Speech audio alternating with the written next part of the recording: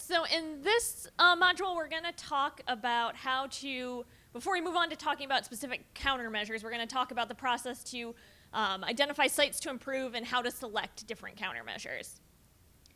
So our outcomes for this, by the end of this module, you should hopefully be able to recognize the importance of quality data, be able to describe the crash mitigation process, and be able to select appropriate crash modification factors for your needs. So any process of improving safety, we have to start collecting data. It begins with collecting data. So what are some types of data you would use in a safety analysis? Crash data, yep. What else might be helpful to know? Existing conditions, yep.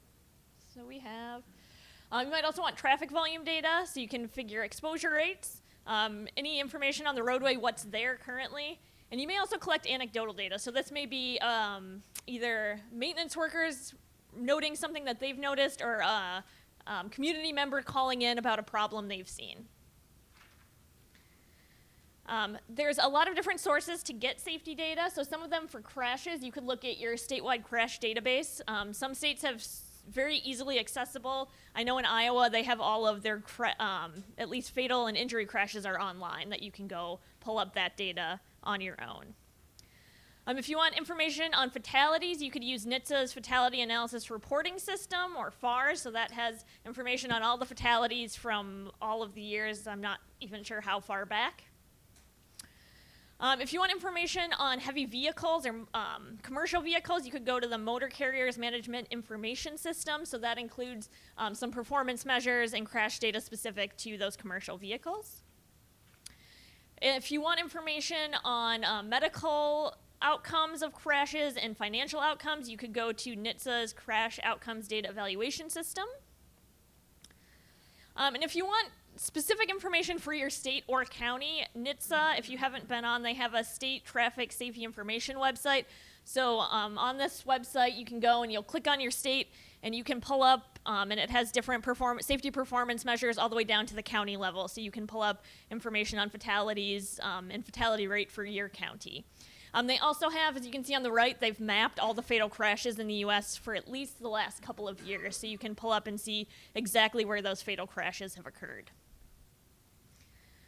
Other sources for safety data, besides crash data, you could get information on the roadway from your state roadway inventory data files. You can use aerial photography. I use Google Maps a lot to get data. If you can't get in the field and do a site visit, it's a good way to gather some data quickly. Any asset management databases, vehicle registration databases, traffic volume data that either the state or your local entity may have, occupant protection use surveys, citation and DUI tracking, as well as court records. Data on local roads, it's not always easily available, but it's something you can go out and collect. You can start by going and talking to local law enforcement to see problems they've noticed or get crash reports from them. You can talk to maintenance workers and ask about things they've seen or get their repair reports to see if one sign keeps getting knocked down on, or one chevron on a curve, you may be having a lot of people going off the road and not reporting the crash, so you may be able to pick up unreported crashes that way. Observing evidence at a site, so if you see a bumper on the side of the road, there's probably been a crash there. You can gather information on that. And again, getting that anecdotal information from citizens. If there seems to be a speeding problem on a road, a lot of times the citizen will call in and let you know about that. Are there any other sources you can think of to get safety information on local roads? Oh, yeah, EMS. Yep. County engineers, city engineers, Yep. city public officials, right? School bus drivers. Oh, that's a good one. I also, and your, your bus drivers and your sheriff and they know where they're pulling people out of the ditch. What's that? Towing companies? Yeah. Yep. So when we talk about data quality and when you collect data, having good quality data is going to result in a better analysis. So there's 6 performance measures of sort that we're going to talk about when talking about data quality. So the first is timeliness. How fast is the data getting out there? Are you being able to get data that's recently been collected, or is the soonest you can get crash data a year out? And is that helpful? the accuracy of the data. So with this one, a lot of times we talk about crash reports. So if you're mapping all your crashes and it seems they're all happening at one intersection, are they actually happening there, or is it that the police officer is reporting that's where it is because that's an easily identifiable place for them to code that the crash occurred? This is kind of going away as more police departments are getting GPS for their crash reports. Completeness is all of the data there that you need. Uniformity, again with crash reports, are officers coding things in the similar manner? Is it able to be integrated with other data sources? And the accessibility, are people able to access it and actually use this data? So again, these are just things you need to think about when using data or collecting data. And again, automating, and there's a lot of technology that's helping to address some of these issues. So now I'm going to talk a little bit about data. We're going to talk about the process to identify sites for safety improvements and then how to select safety improvements for those sites. So we're going to use the 6-step crash mitigation process today. This is out of NCHRP report 440. There's other cycles or processes that are very similar. So HSM has their, I can't remember what it's called, performance. They have a very similar process. The safety toolkit from Federal Highway has a process as well that follows very similar steps. In all of these documents that we're talking about, we included links to them. So in the very back of your handouts, there is a section of resources by module, and we included a link to them when possible. And when we send out the PDFs of the slides, we can send out these so you have the actual link you can click on instead of having to type in the URL. So we're going to talk, first we'll go through and talk about how to identify sites for safety improvements. So you can begin this process by having one site in mind. If you already have a site in mind, you don't need to do this step. But if you need to go through and identify sites, you need to do network screening. So this is where you go through and look at your whole system and identify and rank sites for safety improvements. So this can fall into two categories that we're going to talk about today. So you can do your conventional, traditional hotspot screening or the systemic screening. So we're going to talk about both of these. We'll talk about each one and then kind of talk about them again together and the differences. So conventional screening, as I mentioned, is your traditional hotspot analysis. So here you rank your sites based off of crash history. So you might look at the sites that just have the most crashes, or if you want to take into account exposure, the highest crash rates.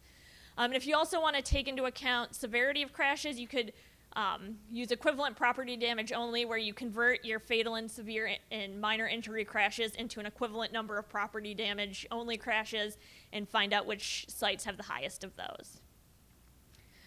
This works really well in areas where crashes tend to be a little more compact, so in urban areas. But when you have widespread crashes, that's where we go to systemic safety and the systemic screening. It sounds like a lot of you have heard of this. We're going to briefly touch on it. Again, there's a whole 4-hour training going on next door on this, so we're just going to highlight it. But with this, you identify your sites that have the highest risk of crashes. So the fancy way of describing it is to evaluate your entire system based on aggregate crash history to identify high-risk roadway characteristics correlated with severe crash types. So we'll kind of explain that, dumb it down a little bit in the next slide. But you identify, again, your improvements based or locations based on the presence of risk factors. And since we're looking at widespread crashes, low-cost safety improvements are great because you're going to want to do improvements that are widespread. So with systemic, you start by step 1. You identify your focus crash types and risk factors. So if you don't have crash data, you could just go to your SHSP or a local road safety plan and figure out what type of crashes or emphasis areas you have and look at those crash types. Otherwise, you could plot all your crash data and find out which crashes are overrepresented on your system. Then you'll look at those crashes and see what types of roadway factors or other risk factors are present or overrepresented. So with roadway departure crashes, you'd probably see a lot of curves. So that would be one of your risk factors. Again, if you don't have crash data, there's a lot of documents. I believe the HSM has lists of known risk factors for different crash types, so you can go to that.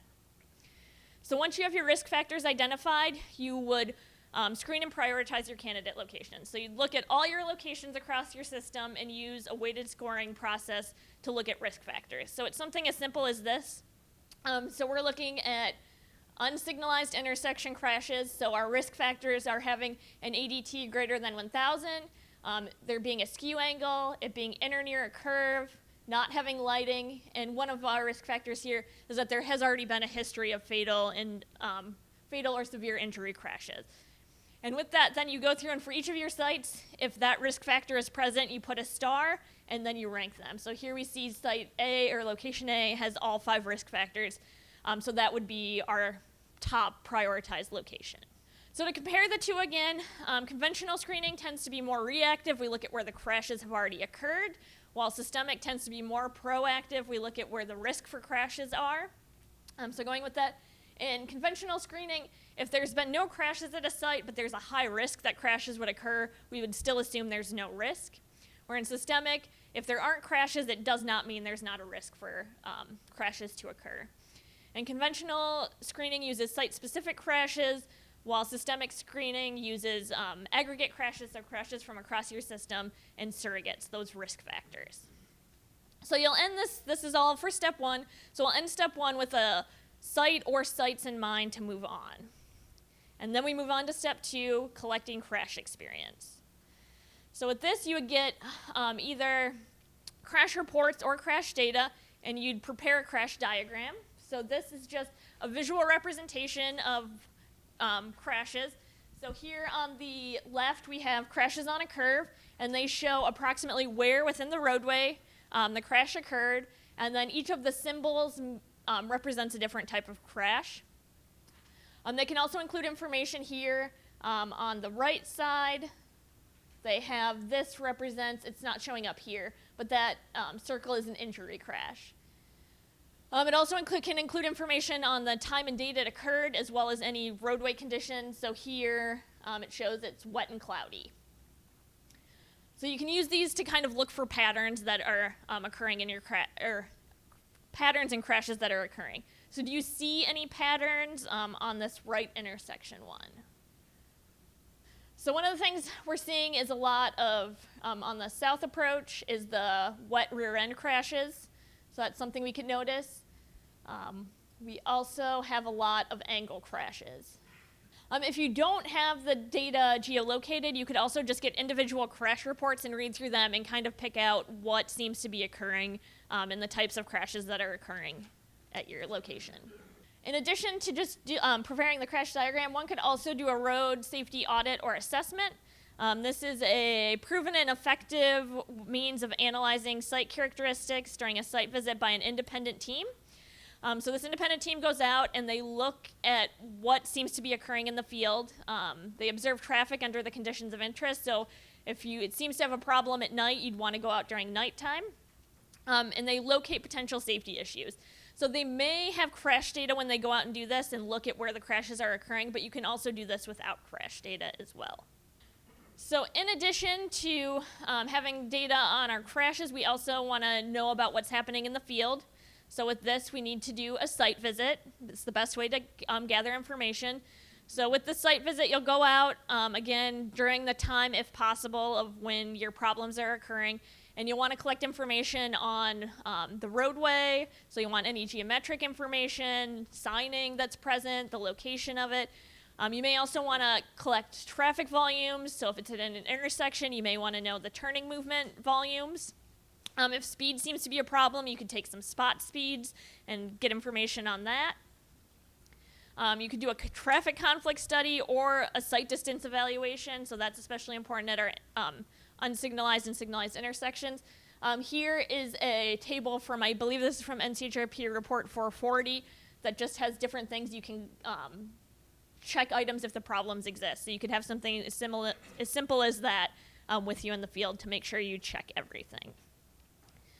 So once you have all your information from your site visit, you'd want to prepare a condition diagram. Again, this is just a visual representation of what's going on at your site.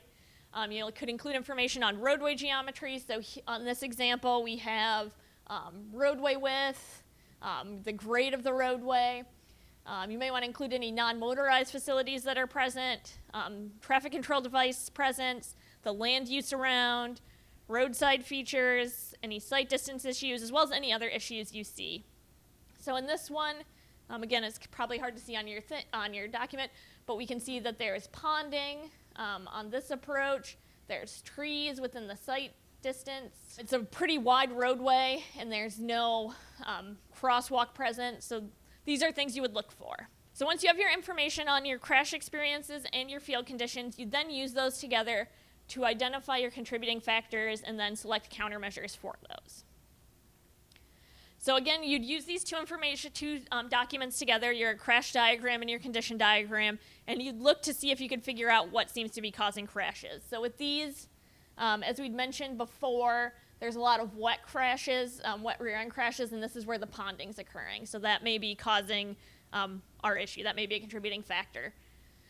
The angle crashes we're seeing on this, especially from vehicles traveling north with vehicles traveling east and west, we have those trees, so it might be a sight distance issue. So you go through your site and your information and, again, try to figure out what's causing the crashes or what's contributing to these crashes.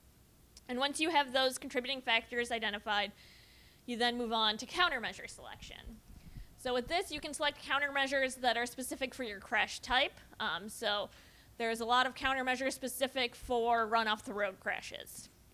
You could also do it based off your location type. So again, curves, there's documents, there's a Federal Highway low-cost safety improvements for horizontal curves document. So you could go there and look at your low-cost safety improvements from that. Best practices are another, so that would be the FHWA proven safety countermeasures. So there's a document out there, and it lists all 20 of the proven safety countermeasures. So these are considered best practices. And we'll talk about a lot of these today throughout the training. So sources to pick countermeasures, one, you may look at research. So this could be things that look at just speed or research that's developed crash modification factors that aren't yet in the clearinghouse, which we'll talk about. FHWA and NCHRP publications, so again, Federal Highway, there's an unsignalized safety improvements document. There's the curves low-cost safety improvements document. NCHRP has a lot of publications, National Cooperative Highway Research Program.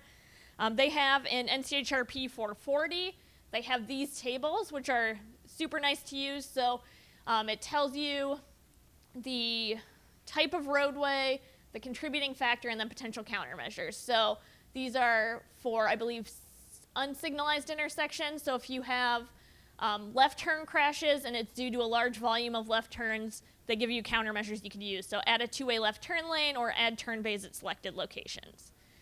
So there's tables like those out there you can use. You can also get countermeasures from the FHWA Office of Safety website or from the Proven Safety Countermeasures. And then the last source is the CMF Clearinghouse, which is what we're going to be talking about a lot today. So you'll end this step with a single countermeasure or a list of countermeasures that would potentially be appropriate for your situation. And then you move on to step 5, assessing and selecting the countermeasures. So this is where we often use CMFs. So let's talk about CMFs. Has everyone here heard of CMFs or used CMFs? Anyone not? All right, we'll go through this pretty quick then. But it's a multiplicative factor that indicates the proportion of crashes that would be expected after implementing a highway safety countermeasure. So if it's less than 1, you would expect a smaller amount of crashes after you apply the countermeasure. And if it's greater than 1, you'd expect the crash frequency to increase. And we will be talking about a few CMFs where we do see an increase today. So an example of how to use a CMF, if you have there's a rural curve that had 4 nighttime crashes per year, and the engineer is thinking of installing chevrons, and we find that the CMF for chevrons is 0.75, how many crashes would we expect in the year following installation? 3, yep. So it's basically 4 crashes before times our CMF, and that's how many crashes we would expect after. Yep. I think I know the answer to this question, but is there any time that you would pick a countermeasure that increases the value over 1? Maybe it's more anecdotal to you, or? So one of the examples is installing a barrier like guardrail. So it may decrease your total crashes, but you may see an increase in PDOs. So the CMF would be positive there. So your severity is reduced. Yep. Your- Yes. And it's also, we had 2 roadways that had, let's say, different lane widths or something. You can also use the statistics to compare those 2. Mm-hmm. For expected. Mm-hmm. What about if you're evaluating multiple countermeasures? Would one raise the CMF if the other lowers it proportionally lower? Or do you evaluate them in totality? Well, so it's my understanding, maybe somebody in Yeah. here can recommend, because again, there's CMF trainings, Mhm. and what you're talking about is not as an easy choice, an easy question to answer. My understanding is in the highway safety manual, they're multiplicative. Mm-hmm. Okay, so it balances them out, if you will. Of course, me being who I am, I look at it and go, well, you gotta use these CMFs in the proper manner, right? And so I look at a CMF that says, this is going to reduce all my crashes on an intersection by X, a turn lane, whatever it is. And you know as an engineer or as a professional that, it's really not gonna impact the guy that runs off and hits a telephone pole, 500 feet away, because it's an intersection crash. So it's based on the data they get. So there's gotta be some rationale that comes into it. Now, I will say this, when is that webinar? CMF. December 17th, I There's a believe. webinar coming up on December 17th, that's about that question, I think. Yeah. And about what they're changing with the CMF. Yeah, I think so. I mean, I'm shooting a attack. Tell me about it. But yeah, that's been a question around since they introduced this idea. Yes. How do you do combinations? Right? Yep. All right, so the difference between a CMF and a CRF. We're going to talk a lot about CRFs today, but the crash reduction factors, it's generally referred to as a percent reduction that might be expected. And so they're related pretty easily. So a CRF is 1 minus the CMF times 100 to get it in a percent. So a CRF of 10% is equal to a CMF of 0.9. So if there's a CMF of 0.9, we say there's a 10% expected reduction in crashes. And that's what the CRF shows. So we'll be using CRFs when we talk today, just because they're a lot easier to talk about. How are CMFs used? So you can use them to compare safety consequences among various alternatives. So again, if you had 2 countermeasures you're looking at, you may just look at which one reduces the type of crash you're focusing on most. It can also help capture the greatest gain with limited funds. So if one countermeasure has a slightly smaller reduction but is a lot cheaper, you could use a benefit cost analysis and help determine that.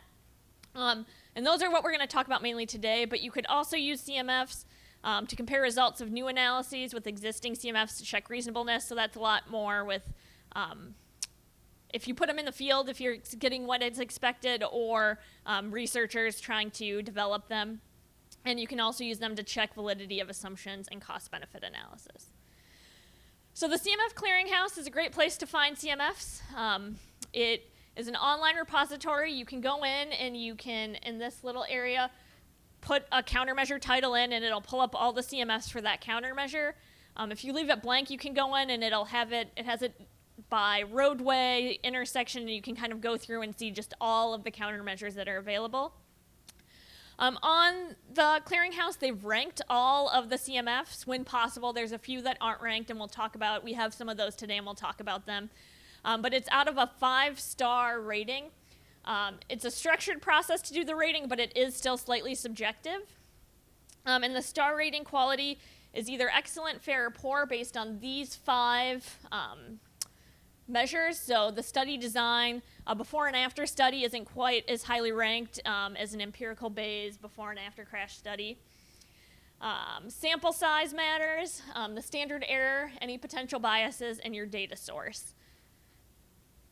So you'll evaluate, it's one of the ways you can evaluate CMF. So we're going to talk a little bit about that. So if you go into the CMF Clearinghouse, I believe Paved Shoulders that has over 600?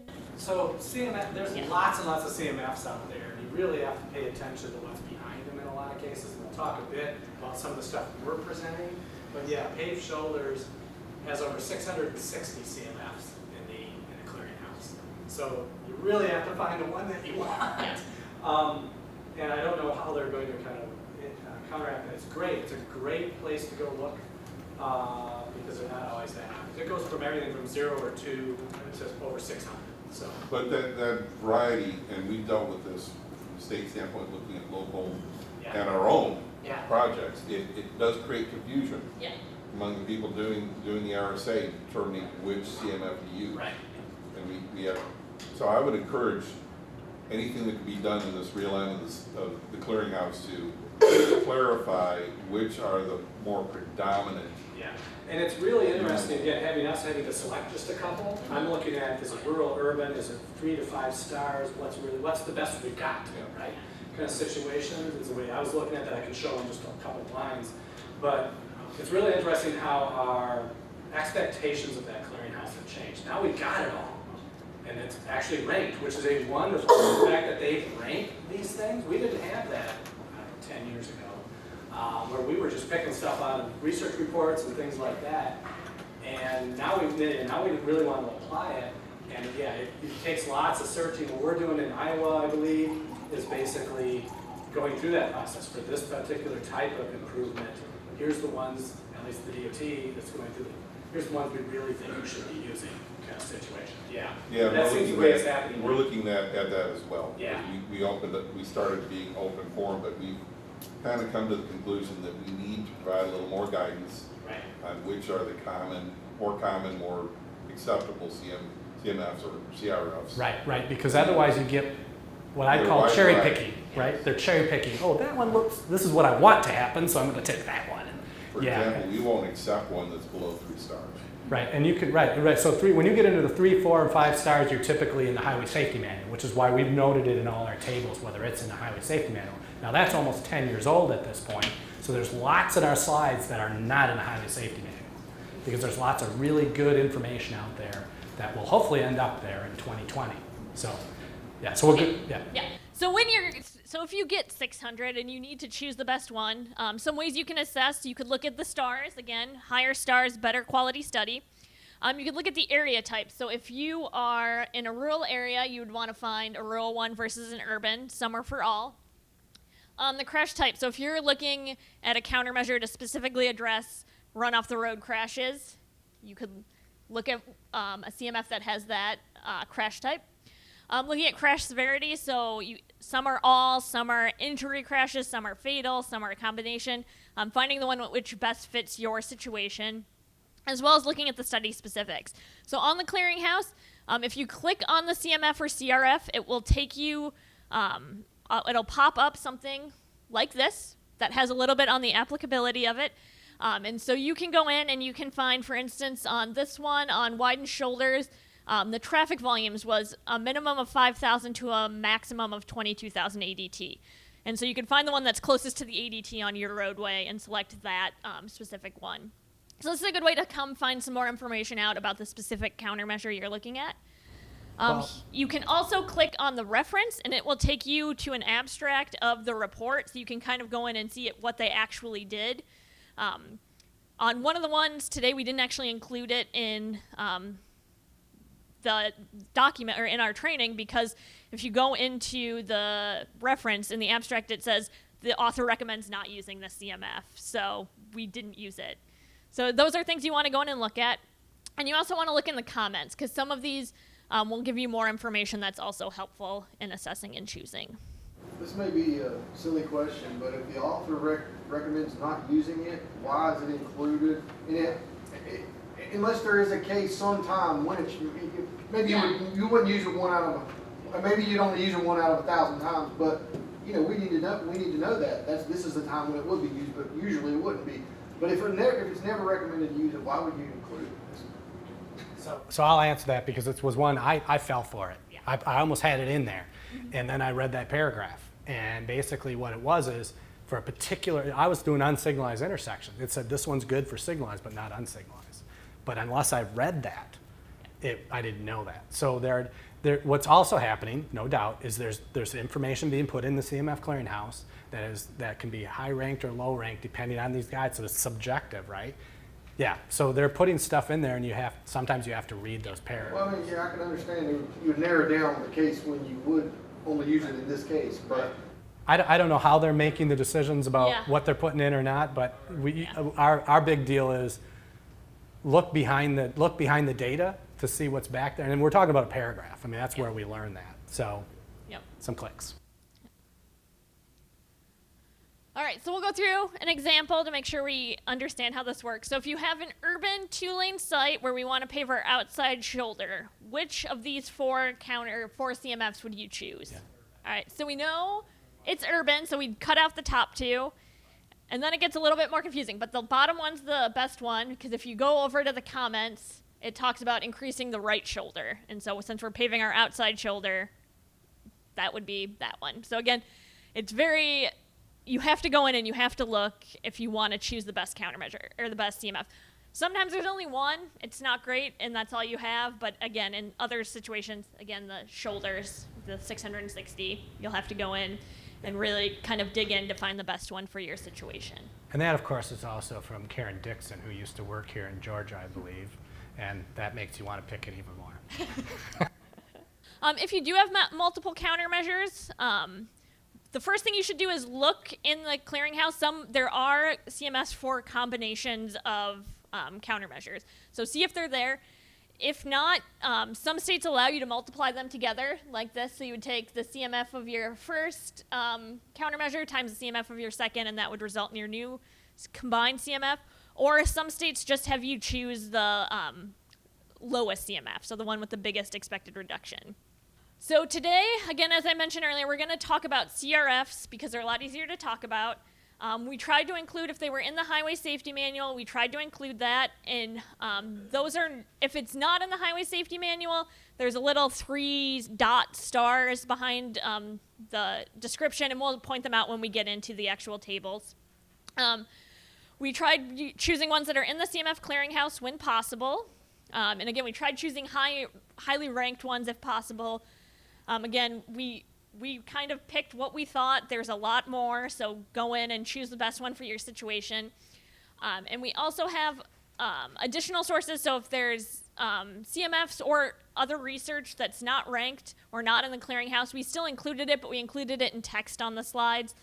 We also have a few countermeasures that we don't have a CRF for.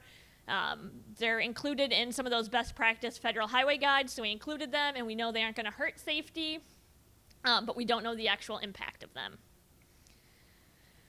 So how do you use the CMFs or CRFs to assess countermeasures, the whole part of the step in the process that we kind of are talking about, step 5? So here's an example. Your contributing factor is you have poor delineation at night on a curve. You're a rural curve with no signing and regular pavement markings. So you have two CMFs or two countermeasures you're considering. So one is chevrons and one is raised pavement markings. So you'd go and just looking at the CMFs, you would choose chevrons because it has a larger reduction. You may want to include cost. In that case, you would do a cost-benefit analysis and determine which one's best. But just a straightforward way is if you just want to see which one has the biggest impact, you look for the larger CRF. We can't use raised pavement markings to go off for snowplow. Yeah. So that's maybe another consideration you'd have. And so now on to the last step, implementing and evaluating. So you'll have to implement based on available funds. I don't know any organization that has unlimited funds that can improve safety at every single site. So you'll have to choose which sites and prioritize. It may be based off environmental concerns, public demand, vicinity to other improvements. And then once you're done implementing, you want to evaluate the effectiveness and make sure that it's actually doing what it's supposed to. So you could do an economic analysis. You could wait a few years and do a crash study and see if they're actually reducing crashes. If you picked a countermeasure that addresses speed, you could do a speed study and see if speeds are actually decreasing. So again, to summarize, 6-step process. You identify your sites, you get your crash and field site conditions, gather that information, determine your contributing factors, select appropriate countermeasures, and then assess to choose the best one, and then implement and evaluate. So our learning outcomes, hopefully you're now able to recognize the importance of having quality data, be able to describe the crash mitigation process, and be able to select appropriate crash modification factors. So again, we have some review questions. Which of the 6 steps in the crash mitigation process involves a site visit? Third one, yep. Gather field conditions. And then true or false, the CMF with the highest star ranking is always the best to use. False, yes. Again, it depends on your situation. You'll want to go in and make sure you choose the best one for your current situation. Here's some resources. Again, links to these are in the back of your handouts. The NCHRP Report 440, CMF Clearinghouse, the Improving Safety on Rural, Local, and Tribal Road Safety Toolkit, as well as these other FHWA documents. And the top